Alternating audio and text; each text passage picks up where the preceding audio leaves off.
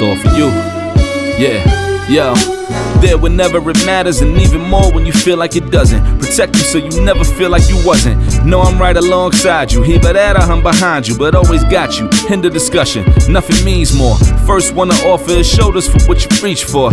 Thought I saw the eyes of the world until I seen yours. And know that I ain't see a better view yet. I'm with whatever, so don't ever you fret. Know that you covered, not a hurdle or a heartbreak. A change will partake, cause none of them won't ever get comfortable in your walkway. My job is to aware you, fully loaded, prepare you for all of the above that I'm never letting get near you. But still in all, give you every advantage I found. Couldn't find a better fit for them, along with my crown. And since the baton was passed, I've been down. Cause failing's not an option, and dad is not a noun, not at all. One of the signs that manifest the wrath of God today against America and against the white world, period, is the upset in nature. Everything that America tries to do today, wherein once you were successful in all of your efforts, all of your endeavors were successful. Anything that Uncle Sam put his hand on turned to gold. Everyone bowed to Uncle Sam. Everyone respected Uncle Sam. But not because I say so, but for facts. Today, the shoe is on the other foot. The whole world is turning its back on Uncle Sam. The whole world is looking down on Uncle Sam. The whole world looks at Uncle Sam with contempt and with increasing hatred. Why? Because Uncle Sam is the earth's leading hypocrite. The number one hypocrite on this earth is Uncle Sam. He sent a hate bus to meet him. This man then goes on to promise in the same interview that when he becomes president in 1972, he will put all Jews in the gas chamber. Now, my friends, I know Malcolm X. He is no fascist. I am merely pointing out that if you do not have an adequate program, and if you do not rely upon the progressive allies, you throw yourself open to being utilized by these people who have no interest in what we are doing. The Muslim movement basically fails to see the real problem. The problem can never be stated in terms of black and white. I am here to tell you in a showdown I will stand with Jim Peck sooner than I will stand with many Negroes I know. This democratization and socialization the Negro cannot do alone. He can contribute greatly toward it. He can contribute vastly toward it.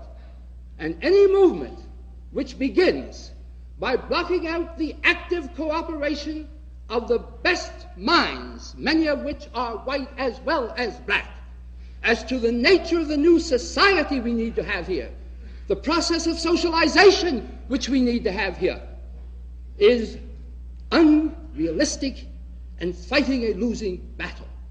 For the freedom rides created a situation in which Kennedy then had to act through his brother, because to fail to do so would create so much confusion that something had to be done. The problem is, how do Negroes and their friends make the institutions which exist impossible to exist? The way in which the segregation was done away in the Woolworth and other stores in the South was by people sitting and saying, either you will have no places to eat or they will be integrated. When we did that, they were integrated. Furthermore, I maintain that even if it were possible to bring any degree of progress now, it is going to be because as we follow this form of mass action and strategic nonviolence, we will not only put pressure on the government, but we will put pressure on other groups which ought by their nature to be allied with us. And they will have to stand up and be counted in their own interest. Spokesman for white people. White people are too intelligent for that. Well, we today are waking up to, and there's no so-called Negro married to a white woman that can stand up and say that he speaks for the black masses. Maybe he can speak for the bourgeois, the bourgeoisie. But as Dr. Rustin pointed out, he doesn't speak for the black masses, and there are more poor black people in this country than there are rich black people. Please.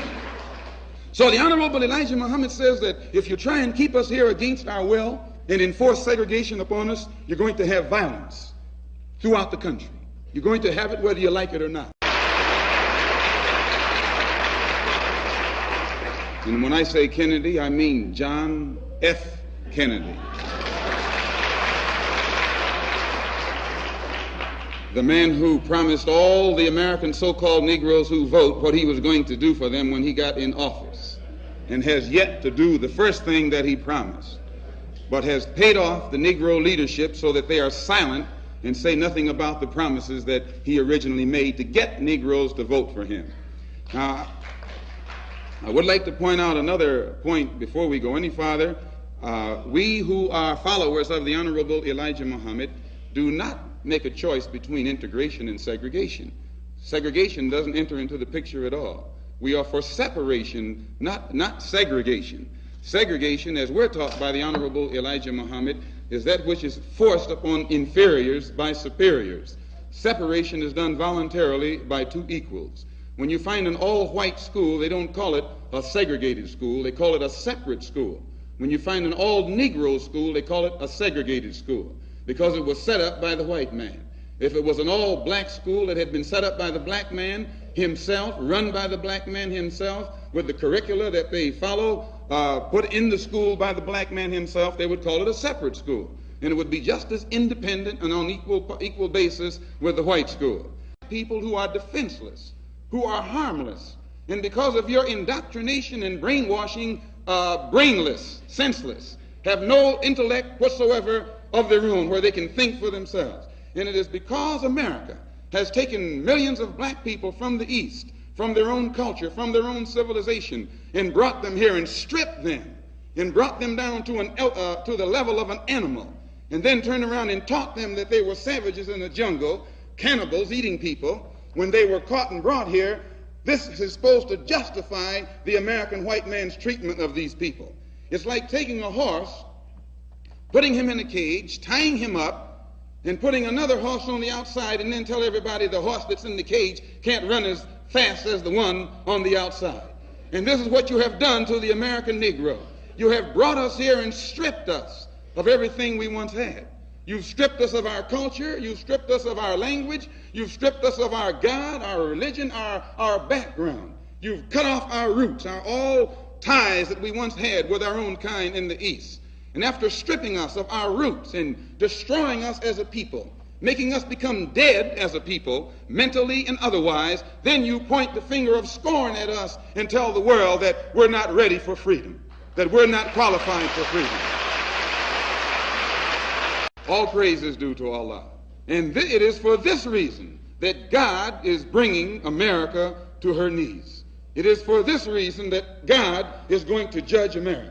It is for this reason that America is doomed, and it is for this reason that we who follow the Honorable Elijah Muhammad feel that our only hope is not integration with a doomed society, but complete separation from a doomed society.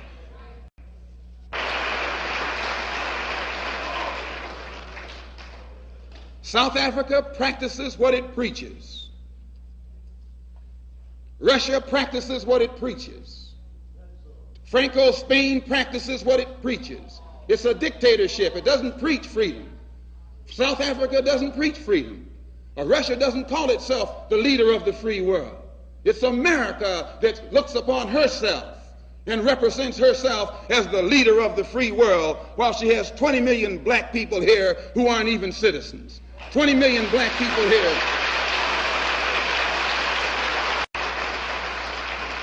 How can you and your government leaders stand up in the United Nations and point the finger at South Africa for practicing what it preaches? It preaches apartheid and it practices apartheid. It preaches the inferiority of the races, and it practices the inferiority of the races. Whereas you preach one thing and practice another thing. You say that this is the land of equality, and 20 million of your black citizens, so-called citizens, don't have equality. You say that this is the land of freedom, and 20 million black people here don't have freedom.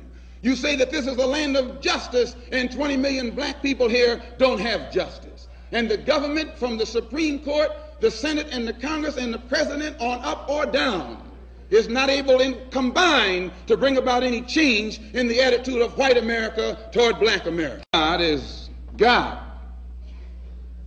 He's the same God that the Hebrews worshiped, the same God that the Christians worship, and the same God that the Muslims worship.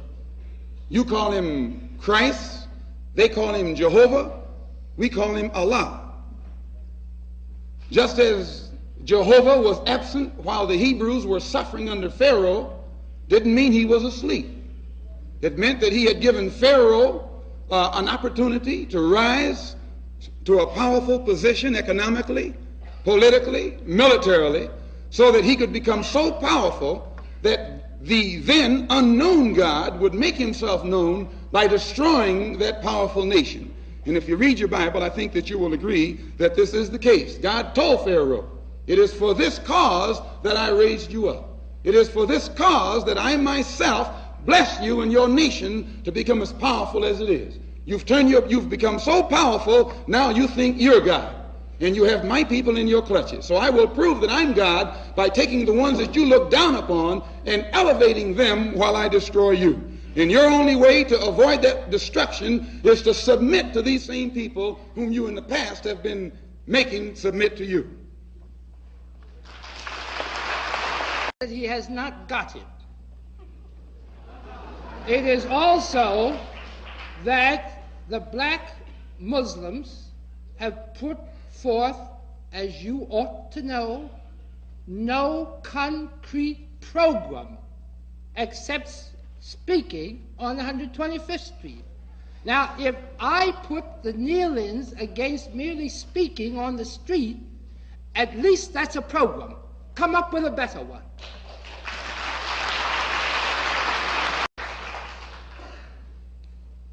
If white immigrants can come to this country 50 years ago with nickels and dimes and no education, and come here and pool their little nickels and dimes and no education, and set up little stores, develop these stores into larger stores, develop this into an industry which creates job opportunities for whites. Since Lincoln was supposed to have freed the black man 100 years ago, and today the black man, according to the government economists, has spending power of $20 billion per year.